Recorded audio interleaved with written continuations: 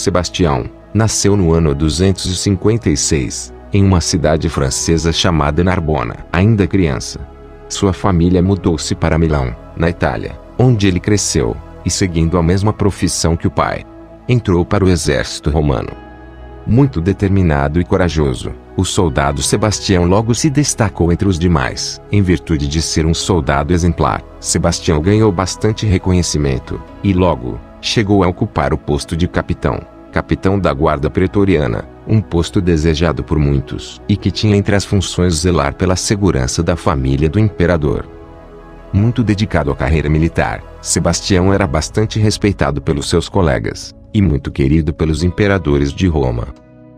No entanto, a vontade que Sebastião tinha de servir o exército diminuía a cada dia, ao perceber as atrocidades que a manda do imperador eram cometidas contra os cristãos.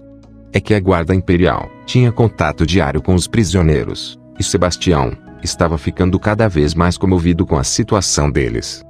Isso tudo ocorria durante o século III, e nesse período, os cristãos eram vistos como criminosos. Mas sendo tocado pela graça de Deus, o capitão Sebastião, aproveitando-se do seu acesso irrestrito aos cárceres dos prisioneiros, começou a frequentá-los escondido dos seus superiores. Sempre que tinha uma oportunidade, ele visitava os cristãos que estavam presos, levando ajuda aos enfermos, e palavras de esperança aos que precisavam. E isso reavivou a fé de muitos, e até muitos dos soldados começaram a se interessar pelas conversas do colega, e acabaram se convertendo ao cristianismo. Mas como bom soldado que era, Sebastião continuava a cumprir seus deveres. Ele só não participava das torturas contra os cristãos, nem das manifestações de idolatria praticada pelos romanos. Por isso, São Sebastião é conhecido por ter servido a dois exércitos, o exército romano e o exército de Deus. Ao ficar sabendo que já havia cristãos infiltrados até no próprio exército, o imperador Diocleciano realizou uma grande caçada a estes. Foi quando um dos soldados denunciou que até mesmo o capitão Sebastião já havia abraçado o cristianismo. Ao descobrir que Sebastião, o seu soldado de confiança, já havia se tornado cristão, o imperador ficou furioso, mas com medo de perder aquele tão habilidoso guerreiro, ele tentou de diversas formas convencer Sebastião a abandonar a fé em Jesus Cristo.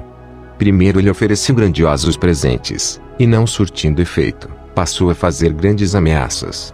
Só que mais convicto do que nunca, Sebastião reafirmou a sua fé, preferindo até mesmo morrer, a ter que abandonar o cristianismo. Envergonhado e se sentindo traído, o imperador ficou furioso, e mandou que Sebastião fosse cruelmente assassinado. Ele queria que a morte de Sebastião servisse de exemplo, a fim de que ninguém mais tivesse a coragem de se tornar cristão. Ele então mandou que Sebastião fosse despido, posteriormente amarrado em uma árvore, e depois ordenou que os arqueiros abrissem fogo. Já estando gravemente ferido, depois de levar várias flechadas, eles acharam que Sebastião já estava morto, e então deixaram ali o soldado gravemente ferido. Mas momentos depois, um grupo de cristãos liderado por uma viúva de nome Irene passaram pelo local, e admirados, perceberam que Sebastião continuava vivo. E então, mais que depressa, Irene levou o soldado ferido para sua casa, onde cuidou dos seus ferimentos. E tempos depois, já recuperado, Sebastião continuou a evangelizar. Porém, diante das perseguições contra os cristãos que só aumentavam, ele foi até o imperador Diocleciano e pediu para que ele acabasse com essas perseguições. Mas ao ver Sebastião, e percebendo que ele continuava vivo, Diocleciano ficou cego de raiva e ordenou que ele fosse espancado até a morte.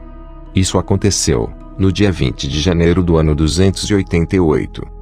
Depois de assassinado, com medo que Sebastião viesse a ser venerado pela população, Diocleciano ordenou que o corpo do mesmo fosse jogado nos esgotos de Roma. O imperador escondeu o corpo de Sebastião, pois ele sabia que quanto mais pessoas conhecessem a história do santo, mais pessoas poderiam aderir ao cristianismo. E isso era tudo que Diocleciano não queria. Mas de nada adiantou esconder o corpo do mártir, pois São Sebastião apareceu a uma cristã de nome Luciana, e além de contar onde o corpo dele se encontrava, pediu para que o sepultasse de forma adequada. Rapidamente, São Sebastião foi canonizado por aclamação popular, e ganhou o título de Defensor Glorioso da Igreja de Cristo.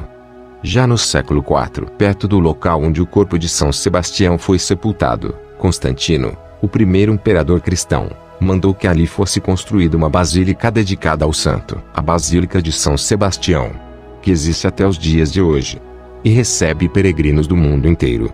No ano de 680, uma terrível peste assolava a população da cidade de Roma, e no momento que as relíquias de São Sebastião foram transportadas para a Basílica de São Paulo, a doença desapareceu completamente. Por este motivo, São Sebastião ficou conhecido como protetor contra as pestes e doenças contagiosas. Já aqui no Brasil, segundo uma lenda, no dia 20 de janeiro de 1567, enquanto os portugueses lutavam contra os invasores franceses, para expulsá-los da Baía de Guanabara, os militares portugueses se viram cercados por canoas de índios. De repente, escutaram um grande estrondo. Os índios fugiram. Já os soldados observaram um jovem guerreiro de armadura dourada, e que lutava para expulsar os invasores. Por este motivo, São Sebastião se tornou o padroeiro da cidade do Rio de Janeiro. Mas o fato é que, assim como o Santo Expedito, São Jorge, e muitos outros mártires daquela época, São Sebastião foi um dos que sacrificou a sua própria vida.